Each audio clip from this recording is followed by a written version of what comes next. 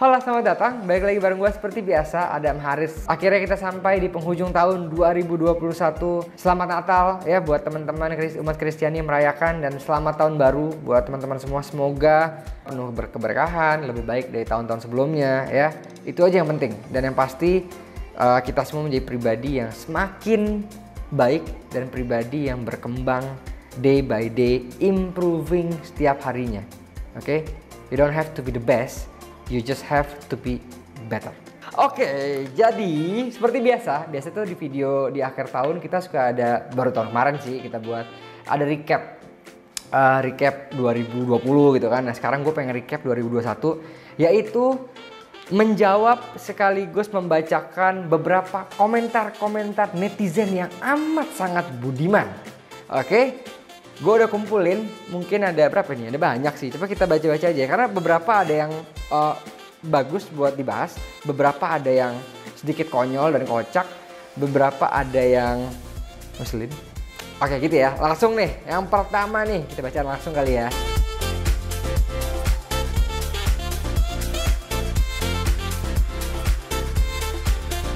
Mau tanya, ini dari Bang Christopher Jonathan. Mau tanya, apakah adanya bubble pada Blue Sapphire lantas langsung menandakan bahwa batu itu sintetis? Oke, biasanya pertama nih ya, untuk menjawab pertanyaan seperti ini, kita harus menyamakan dulu nih, yang lu maksud bubble sama nggak dengan yang gue maksud dengan bubble. Jangan-jangan beda, bisa aja yang lu maksud bubble, buat gue kristal gitu kan. Tapi secara garis besar, bubble itu adalah salah satu karakter yang bisa ditemukan pada, atau umum ditemukan pada sintetik korundum. Baik itu sintetik ruby, sintetik safir. Oke? Tetapi jangan lupa, ada juga bubble karena hasil treatment, seperti bubble yang terdapat di glass field safir atau glass field ruby. Ketika crack di glass field tersebut merapat, muncullah seperti bubbles yang terjebak di antara crack-crack itu. Untuk ini lu bisa nonton video gue, Bang Christopher, tentang glass field ruby. Itu gue jelaskan juga di situ ya. Kurang lebih itu. Oke, next, nomor 2. Nomor 2 ini ada 2 nih. Bang, bahas keluarga virus dong. Terus ini juga ada nomor ini juga, Bang, bahas virus dong. Nah, jadi gini, gue tuh sering ketemu komentar seperti ini kan, Bang, bahas ini dong, Bang, bahas itu dong, Bang, bahas Ono dong, Bang, bahas itu gitu kan. Sebelum, mungkin lebih baik nih ya, sebelum lu ngomong Bang bahas apa, coba search dulu Adam Haris virus turquoise.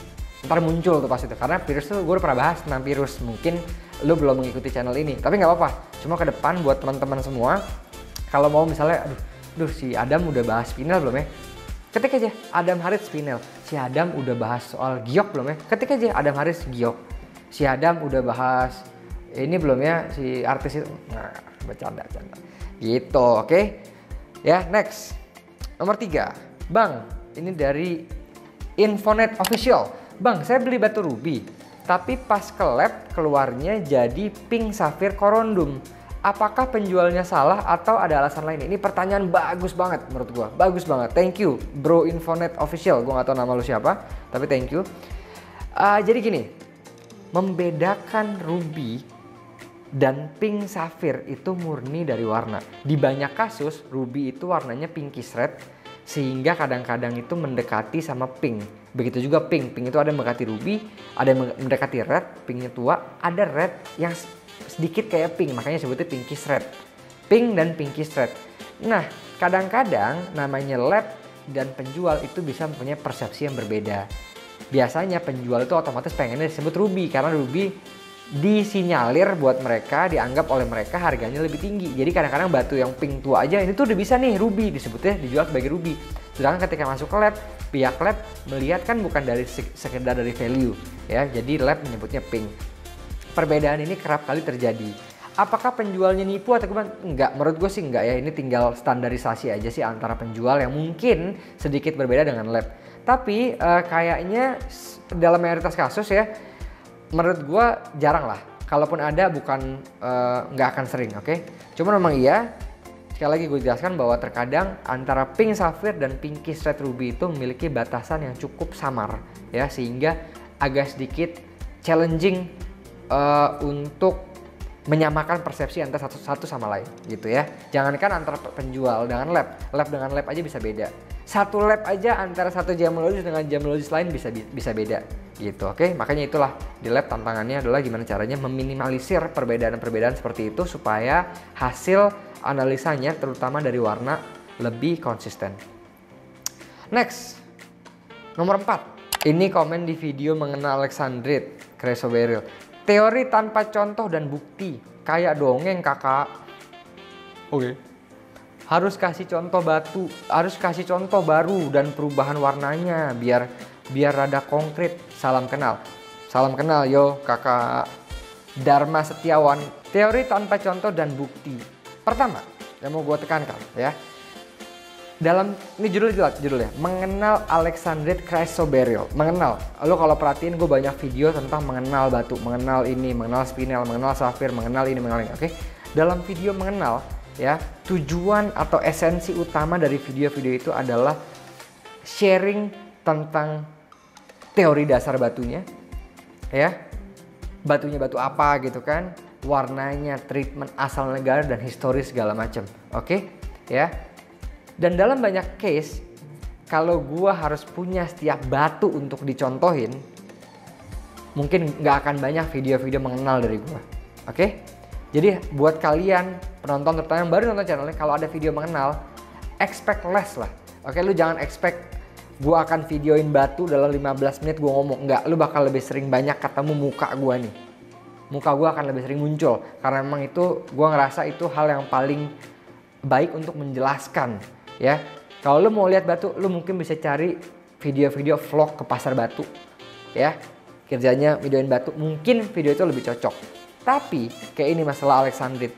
Coba kalau dia mau bersabar sedikit, kalau Bang Dama nih, Om Dama mau bersabar sedikit atau sedikit cari-cari, gue udah ada video yang menunjukkan perubahan Alexandrite seperti apa di video unboxing Alexandrite. Jadi biasanya di setiap video mengenal, kalau gue bisa dapat batunya, gue akan buat review-review batunya. Itu di segmen atau di video yang terpisah. Jadi teman-teman yang baru join channel ini ya, inilah gue dan inilah cara gue menjelaskan kalian di video mengenal. Kalau kalian hanya mau melihat batu, silahkan mungkin nonton video gue unboxing atau review batu, atau nonton video teman-teman gue YouTuber banyak yang bagus-bagus videoin batu aja. Dia ke pasar, mungkin itu lebih cocok, oke? Kayak gitu ya. Jadi ini tadi ya. Terus kalau dibilang kayak dongeng, gini ya, dongeng itu misalnya gini. Kalau gue bilang, oke, kisah Alexandrite ini dinamakan Alexandrite karena pada satu waktu ada seseorang yang lahir dari rahim ibunya memegang batu, dan batu itu dinamakan Alexandrite sama dengan nama anaknya. Itu dongeng. Gue nggak dongeng ya. Gue menjelaskan literasi tentang batuan secara scientific, based on data, based on science, bukan based on dongeng ya. Ini perlu diklarifikasi, dongeng dan science adalah dua hal yang berbeda. Gue nggak dongeng, gue menjelaskan berdasarkan sejarah, berdasarkan fakta ilmiah dari setiap batu yang gue jelaskan. Oke, next. Saya beli sitrin warnanya kuning, ini dari Bang Edi Barat, Pak Edi Barat. Saya beli sitrin warnanya kuning, muda atau pucat, yang super best quality dan harga mahal, 3 kali harga ametis super best, juga dengan ukuran sama besar. Yes, itu yang mau semali itu sih, yang ini yang benernya di toko Crystal Healing Sambala. Apakah masih mungkin bukan real natural stain? Waduh, nggak tahu ya. Saya nggak bisa jawab berdasarkan spesifikasi ini. Gue nggak bisa jawab apa-apa gitu kan. Yang bisa jawab ya mungkin tokonya, kejujuran tokonya gitu kan. Cuman yang pasti gini ya, biasanya kalau dia heated citrin ya, itu base color citrinnya pasti oranye deh. Tapi kalau ini bicara dari warnanya mungkin light yellow, pucat ya kan. Bahkan sampai kalau masih golden champagne tuh yang bagus itu ya. Yang tanpa heated tuh bisa golden champagne. Itu masih natural lah, masih unheated gitu kan. Kalau udah oranye boleh lah curiga. Next, dari Bang Jack Bratos. Oke. Bang, gue punya batu hitam di center hijau. Ada bintik-bintik seperti air, tapi bukan gelembung. Seratnya minim. Kira-kira itu jenis batu apa? Bang Jack. Mana gua tahu Bang Jack. Pertama, gua ngelihat batunya enggak. Deskripsi ini tuh banyak kemungkinannya, oke? Jadi gua nggak tahu. Bahkan kalau lo kasih lihat batu dari video aja tuh pasti gue juga nggak bakal bisa pasti 100%, oke? Jadi jawabannya gue nggak tahu, oke? Coba mungkin Ada baiknya bisa lebih mengelaborasi pertanyaannya dengan video, dengan foto itu lebih baik, oke. Tapi yang paling tepat bawa aja ke lab, ya kan, lab ada banyak, bisa konsultasi langsung. Karena jujur aja ini susah. Kalau ada orang yang bisa jawab pertanyaan kayak gini dengan yakin, berarti dia punya mata batin, terbuka mata hati, mata batin. Kalau gue mata hati aja. Oke, next. Mr. Adam. Wah, gue demen kalau orang manggil lu Mr. Adam. Dari PT Okta Bangun Sumitama. Bang Mr. Adam, ini di video rajanya Batu Permata. Boleh nggak minta waksa? WhatsApp kali ya. Ada konsultasi soal KSA. Soalnya mungkin ya. Saya puksa, punya mungkin ya. Batu Ruby, trim WSS. Jadi kalau dibaca, Mr. Adam, boleh nggak minta waksa? Ada konsultasi soal KSA. Saya punya Batu Ruby. Saya puksa Batu Ruby. Oke, Mr. Okta lagi, PT Cipta Bangun. Ini kayak pertanyaannya sama nih, ada juga yang nanya gue sebelum ini. Kurang lebih ini apa? WhatsApp gini, lu itu bisa langsung hubungi, ini gue kasih WhatsApp Gary ya. WhatsApp Gary lu bisa konsultasi ke situ. Bisa hubungi Gary juga, atau lu bisa ke Instagram Gary atau ke Instagram gue. Ya ini dicantumin semua nih sama si Andre ya. Oke, next. Dari dari Alfred Channel. Bang, tolong komenin dong. Saya punya Emerald Beryl Columbia. Makin lama ada timbul crack. Terus ada warna hitam-hitamnya juga di crack itu. Apakah itu zamrud asli? Apakah dyed beryl? Apa gimana? Saya punya Emerald Beryl Columbia. Makin lama ada timbul crack. Terus ada warna hitam. Gini ya, kalau pertanyaannya ini apakah oilnya mengering? Gue mungkin bisa kasih gambaran. Tapi kalau ditanya apakah zamrud asli, apakah dyed beryl, apa gimana? Gue sama sekali nggak tahu. Gue mesti lihat batunya untuk menjawab 3 pertanyaan ini gitu ya. Karena banyak kemungkinannya, bisa aja zamrud sintetik, bisa timbul crack terus ada warna hitam-hitamnya. Nggak, sintetik gue nggak tahu lah. Pokoknya tapi apakah zamrud asli ya? Mungkin asli ya kan. Apakah dyed beryl ya? Mungkin, nggak tahu ya kan. Atau hanya oil yang mengering ya mungkin gitu kan. Apa gimana? Gue juga nanya nih apa gimana. Oke, next. Dari Pak Muhammad Amin ya Allah. Pak Muhammad, oke. Bang, aku mau jual batu kol buntet. Berat 5 kg. Ya udah deh, aku mau beli kol. Batu kol buntet. Mohon maaf Pak Muhammad Amin. Ini saya nggak paham ini. Ini batu kol buntet ini apa iki, baru denger ya Pak. Ada tahu gak batu kol buntet? Batu kol buntet. Brokoli, itu brokoli, ini kol buntet. Nggak paham. Mungkin teman-teman ada yang paham batu kol buntet, mungkin bisa bantu komen nih ya. Batu kol buntet, Pak Muhammad Amin, bener Bapak nonton Pak ya. Bener, biar kita bisa cari tahu Pak batu kol buntet apa, karena saya penasaran Pak. Oke, next. Dari Bang Hendra Abu Bakar. Bang, bagaimana dengan batu berwarna merah? Apakah itu masuk red coral? Nggak tahu batu merahnya yang mana Bapak Hendra ini maksud. Kan batu merah ada banyak ya, bisa aja ruby, bisa spinel, bisa apa lagi sih batu merah? Apa ya? Batu bata, bisa bener. Jadi nggak tahu ya apakah masuk red coral. Batu merah banyak. Next, dari Bapak Edi namanya unik nih, Bapak Edi Supriwadi. Susah loh Pak dibaca. Biasanya kan Supriyadi, ini Supriwadi. Oke. Kalau hitam tembus hijau bening masuk batu apa Bang? Nggak tahu Pak. Kalau hitam tembus hijau bening. Apa ya? Banyak kemungkinannya. Giok hitam ada. Kaca man-made ada. Moldavite, tektite ada. Banyak banget. Next. Dari Bapak Bayu Ardatra. Mantap Mas Adam, mau tanya, sehari berapa batu yang diteliti Mas? Salam dari NTT. Salam Bang Bayu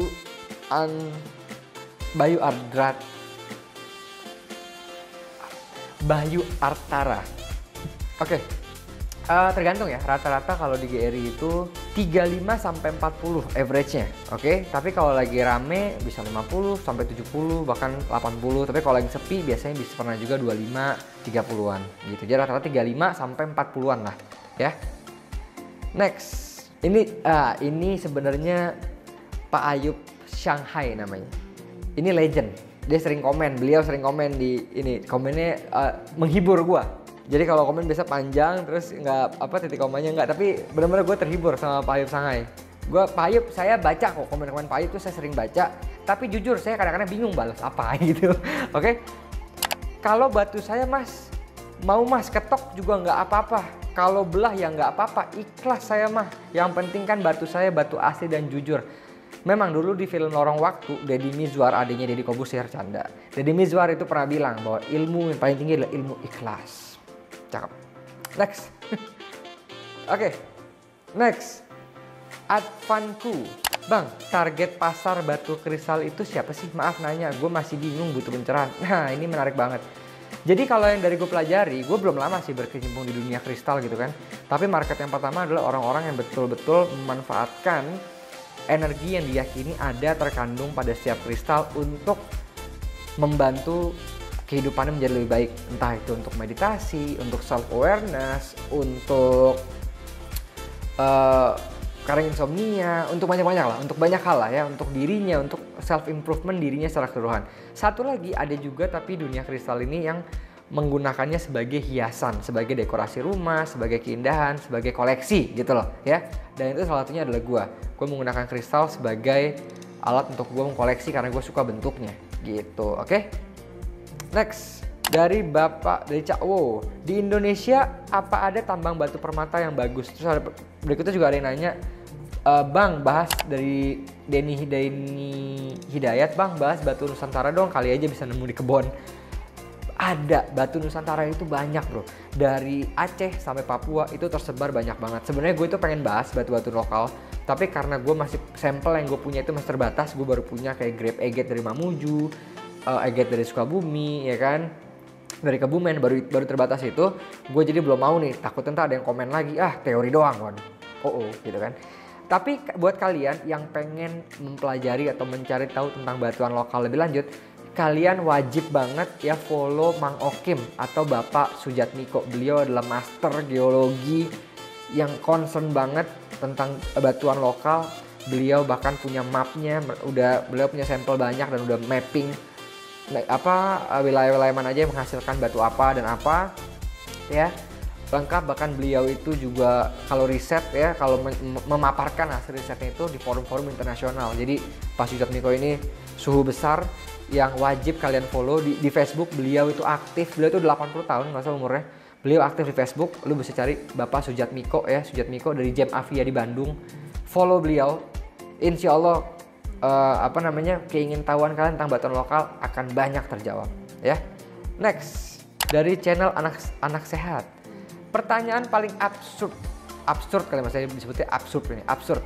Apa gemologis bisa mengetahui kodam atau stand di dalam batu? Kalau bisa sekalian tulis nama kodamnya stand ini. Auzubillahiminasyaitonirrajim. Next. Oke, next. Dari Bapak Doni Van Depok. Oke. Gua Adam Van der Sar. Pak Ayub, cerdas, bersyukur Bang Adam punya orang tua yang cerdas dan mantap. Setuju 100%. Cerita sedikit soal bokap gue, beliau adalah orang yang sangat amat open minded dan sangat amat menjunjung tinggi argumentasi dalam hal apapun, terutama pada anak-anaknya. Artinya maksud gue gini, beliau adalah orang yang open sama idea. Kalau anak-anaknya punya ide, dia bukan tipe bapak yang enggak, gue bapak, lo anak udah enggak. Beliau adalah orang yang mau mendengar buat kita berdiskusi gitu. Jadi kita di rumah, gue, adik-adik gue dan bokap dan nyokap, kita terbiasa emang diskusi terbuka gitu. Topik apa aja kita diskusi, ya bantah-bantahan juga, debat itu hal yang biasa di keluarga gue gitu.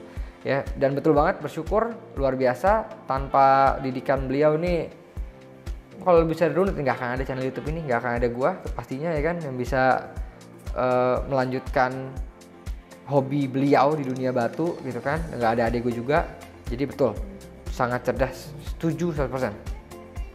Next, Bang Cepi. Bang,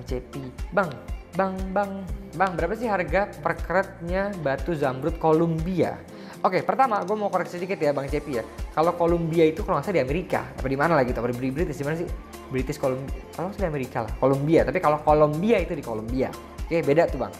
Harga per karetnya berapa? Tergantung. Jadi batu itu bukan cuma emerald, batu apapun. Dari yang paling murah ratusan ribu sampai yang miliaran juga ada. Sampai ratusan juta miliaran tuh ada. Oke, harga per karet. Tergantung kualitas apa yang dicari ya, treatment apa gitu. Jadi kualitas dan treatment dari satu batu mempengaruhi harga per karetnya. Oh, terakhir. Nomor 20. Fakta di komen di Fakta Profesional, namanya seniman kuliner. Salah besar, saya punya batu warna hijau disebut obsidian karena jelas batu kelihatan hitam gelap di center jadi hijau bening dan bawah batu akiknya masih kasar. Emang batu? Ya udah, emang betul, gue salah besar udah. Makanya buat bang seniman kuliner udah nggak usah didengar. Gue salah besar itu, salah gue salah banget ya. Udah oke, siap bang. Buat penonton yang lainnya yang merasa masih bingung gue salah atau enggak, ya kalau warna hijau kemungkinan besar bukan obsidian, apalagi kalau hijau terang nggak ada. Tapi kalau hijaunya gelap bisa jadi tektite, bisa jadi moldavite, oke gitu. Jadi apakah gue salah? Wallahu a'lam bishawab. Gitu, oke. Udah pegel juga gue sampai seret aus membacakan 20 komentar-komentar.